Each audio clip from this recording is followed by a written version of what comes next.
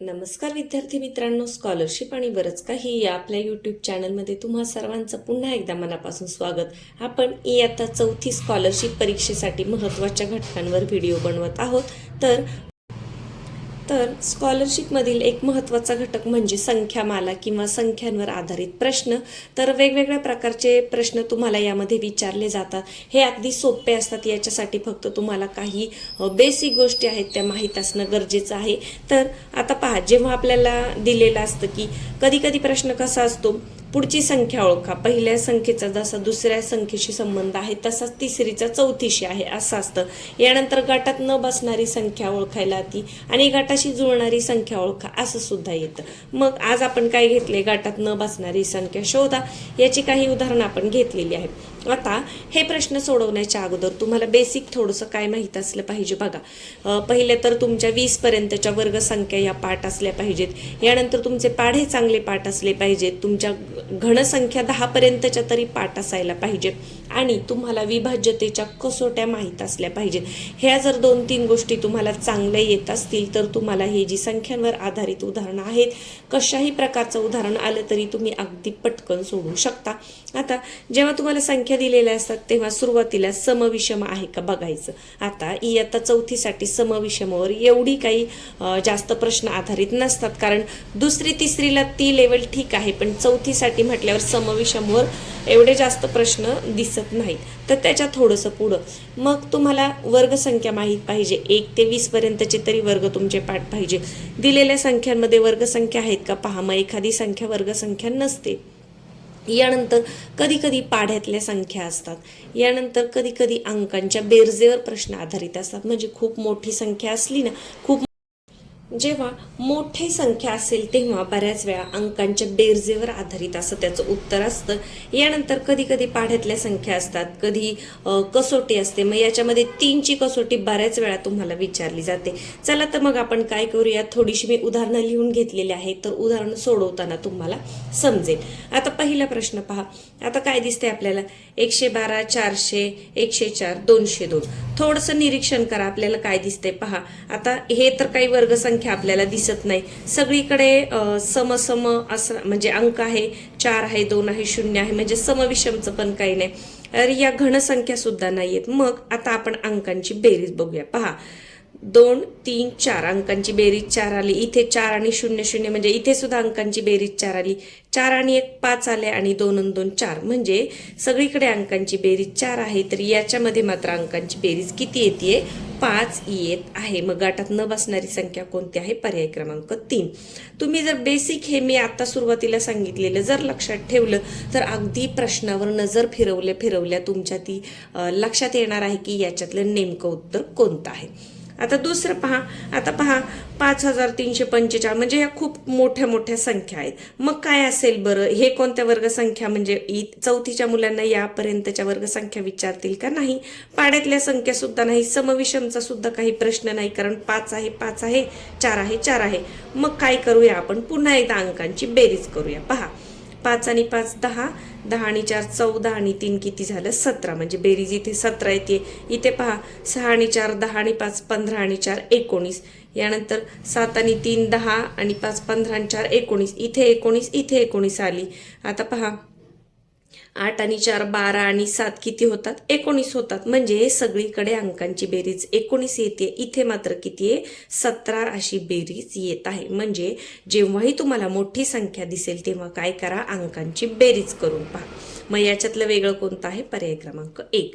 आता इकडे पहा, 47 77 17 67 बघूनच कळते. 47 मूळ संख्या, 17 मूळ संख्या, 67 मूळ संख्या, 77 मात्र 11च्या पाढ्यामध्ये आहे. 77 ही मूळ संख्या नाही. मग वेगळी कोणती आहे, 77. म्हणून तुम्हाला 20 पर्यंतच्या वर्गसंख्या तरी माहीत असल्या पाहिजे. आणि वर्गसंख्या जरी पाठ नसतील तरी पेपरला अजून थोडासा वेळ आहे. रोज पाहून वर्गसंख्या म्हणा, घनसंख्या रोज पाहून म्हणा. दिवसातून 2-3 वेळा जरी तुम्ही या म्हटल्या तरी तुमच्या त्या आपोआप पाठ होतात आणि कधीही विसरत नाही.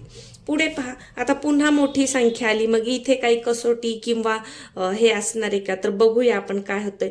15 30 26 52, 32, 43, 36, 72. आता इथे अंकांच्या बेरजेचं काही गणित लागत नाही, परंतु 15च्या पाढ्यामध्ये 30 आहे पहा. 15 दुने 30, 26 दुने 52, म्हणजे इथे पाढ्यातली संख्या पुढे दिलेली आहे. आता 32 दुने किती व्हायला पाहिजे होते? 64, पण इथे 43 दिले. इथे पहा 36 दुने 72, म्हणजे वेगळं कोणतं आहे? पर्याय क्रमांक 3. यानंतर आता पहा 81, 49, 34, 100 काय आहेत? वर्ग संख्या आहेत. 9चा वर्ग 81, 7चा वर्ग 49, 10चा वर्ग 100, 34 ही वर्ग संख्या नाही, म्हणून गटात न बसणारे कोणती आहे? पर्याय क्रमांक 3.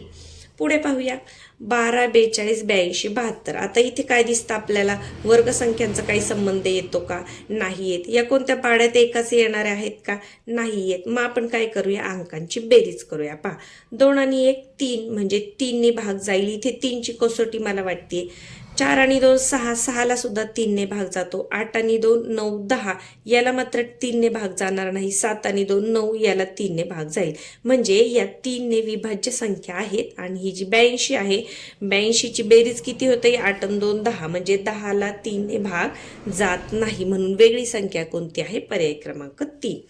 पुढे पहा 72, 60, 53, 80. इथे वर्गसंख्यांचं काही वाटत नाही, परंतु इथे सम विषम आहे. पहा सम आहे, सम आहे, सम आहे आणि विषम. 53 काय आहे? विषम संख्या आहे आणि ती मूळ पण आहे. पहा 53 मूळ सुद्धा आहे आणि विषम सुद्धा आहे, म्हणून कोणते आहे? पर्याय क्रमांक 3. पुढे पाहता 200, 600, 900, म्हणजे 100 ने विभाज्य अशा संख्या आहेत किंवा 10 ने विभाज्य. इथे मात्र शेवटी काय आहे? 1 आहे, म्हणजे ही वेगळी आहे. पर्याय क्रमांक 4. आता पुढे पहा 53, 55, 59, 61, या सुद्धा काय आहेत? मूळ संख्या आहेत. पहा मूळ संख्या कोणत्या कोणत्या आहेत? 2, 3, 5, 7, 11, 13, 17, 19, 23, 29, 31, 37, 41, 43, 47, 53, 59, 61, 67, म्हणजे पहा याच्यामध्ये 55 ही मूळ संख्या नाही. म्हणजे जर मूळ संख्या वर्ग संख्या पाठ असतील तर संख्यांवर आधारित कोणतंही गणित आलं तरी ते तुम्हाला अगदी पटकन सोडवता येतं.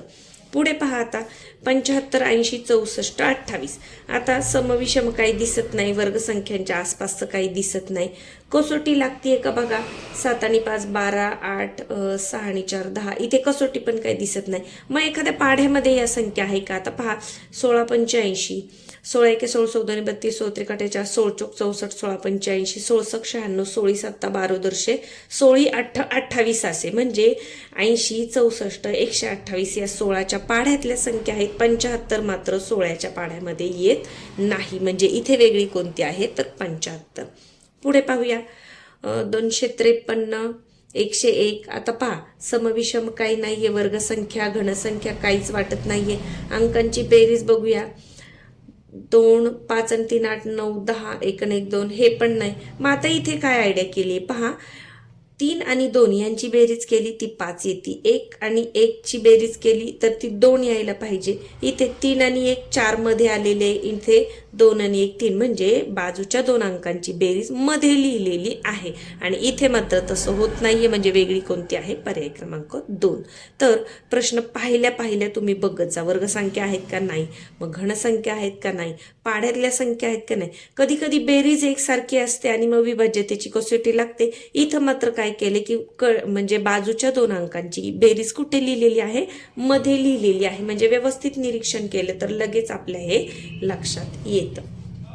पुढे पहा 102, 235, 153, 204. इथे वर्गसंख्यांचा काही संबंध येत नाही. आपण पुन्हा एकदा अंकांची बेरीज करूया. 2 आणि 1 3, अंकांची बेरीज 3 आली, म्हणजे 3 ने भाग जातोय. आता 5 आणि 3 8 आणि 2 10, याला 3 ने भाग जाईल का? नाही. आता पहा 5 आणि 3 8 आणि 1 9, 9 बेरीज आली, म्हणजे याला 3 ने भाग जाईल. 4 आणि 2 6, याला 3 ने भाग जाईल, म्हणजे इथे 3 ने भाग जात नाही. 3 ची विभाज्यतेची कसोटी बऱ्याच वेळा विचारली जाते आणि ती काय आहे की जर संख्यांच्या अंकांच्या बेरजेला जर 3 ने भाग गेला तर त्या संख्येला 3 ने पूर्ण भाग जातो, म्हणजे ही वेगळी आहे. यानंतर आता शेवटचं एक उदाहरण पाहूया. पहा 24, 45, यानंतर 27 आणि 54. वर्गसंख्या तर नाही येत, घनसंख्या सुद्धा दिसत नाही. अंकांची बेरीज करून बघूया. 4 आणि 2 किती होतात? 6 होतात. 4 आणि 5 9, 7 आणि 2 9, 5 आणि 4 9. अगदी सोपं आहे. सगळीकडे बेरीज 9 9 आहे, इथे मात्र बेरीज 9 नाही. म्हणजे वेगळं कोणतं आहे? पर्याय क्रमांक 1. म्हणजेच ही संख्यांवर आधारित जी उदाहरणं असतात ती खूप सोपी असतात. फक्त तुम्हाला बेसिक गोष्टी माहीत पाहिजेत. त्या कोणत्या आहेत की तुमच्या वर्गसंख्या पाठ पाहिजे, तुमचे पाढे चांगले पाठ पाहिजे, 10 पर्यंतच्या तरी घनसंख्या तुमच्या पाठ पाहिजे आणि तुम्हाला विभाज्यतेच्या कसोट्या माहीत असल्या पाहिजे. आता विभाज्यतेच्या कसोट्यांमध्ये पहा, एकक स्थानी 0 असेल तर त्या संख्येला 10 ने भाग जातो. एकक स्थानी जर समसंख्या असेल तर 2 ने भाग जातो. संख्येतील अंकांची बेरीज जर 3च्या पटीत असेल तर त्या संख्येला 3 ने भाग जातो. यानंतर 4ची कसोटी काय आहे की शेवटच्या 2 अंकांना जर 4 ने भाग जात असेल तर त्या संख्येला 4 ने भाग जातो. 5ची कसोटी काय आहे तर एकक स्थानी 0 किंवा 5 असेल तरच त्या संख्येला 5 ने भाग जातो. आणि 9ची कसोटी आहे 3 प्रमाणेच 9ची कसोटी आहे. 3ची जशी अंकांची बेरीज 3च्या पटीत असेल तर 3 ने भाग जातो. 9ची कसोटी काय आहे? अंकांची बेरीज 9च्या पटीत असेल तर 9 ने भाग जातो. परंतु इयत्ता 4थीसाठी 9ची कसोटी विचारली जात नाही, परंतु 3ची कसोटी मात्र बऱ्याच वेळा विचारली जाते. आणि एखादं उदाहरण तुम्हाला असं सुद्धा येऊ शकतं बघा, 15 दुने 30, 26 दुने 52. म्हणजे व्यवस्थित निरीक्षण केलं आणि मी ज्या सांगितलेल्या सूचना आहेत त्या व्यवस्थित लक्षात ठेवल्या तर संख्या मालिकेवरचा एकही प्रश्न तुमचा चुकणार नाही.